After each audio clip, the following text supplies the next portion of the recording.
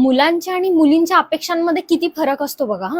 मुलांच्या 3च अपेक्षा असतात: सुंदर, सुशिक्षित आणि मनमिळावू. आणि मुलींच्या किती अपेक्षा असतात बघा. सुंदर, सुशिक्षित, मनमिळावू, सरकारी नोकरी, 4 चाकी, नोकरीच्या ठिकाणी एक बंगला, गावी एक बंगला, शेत, जमीन, प्लॉट. मुलाची जॉईंट फॅमिली नको. मुलगा एकुलता एक असला पाहिजे. त्याला कोणी बहीण नको, भाऊ नको. मुलाचं वय 24-25च पाहिजे, पण त्याचं पॅकेज मात्र 7-8 वर्ष एक्सपिरियन्स नंतर जितकं पॅकेज वाढतं तितकं पाहिजे. म्हणजे काय, मुलाने 14व्या वर्षी नोकरीला लागायचं?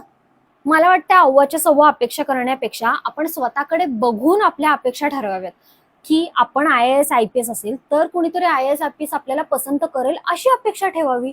आपण 1 लाख कमवत असेल तर 1 लाख कमवणारा आपल्याला पसंत करेल अशी अपेक्षा ठेवावी. आपण जर 1 रुपयाही कमवत नाहीये तर एखाद्याने 10,000 जरी कमवून घरात आणले तर त्याची किंमत ठेवावी. नाहीतर जर आपण स्वतःच BA पास असेल आणि आपल्याला इस्रोमध्ये नोकरी करणारा मिळेल आणि घबाड कमवून आणेल, हे तर शक्य नाहीये.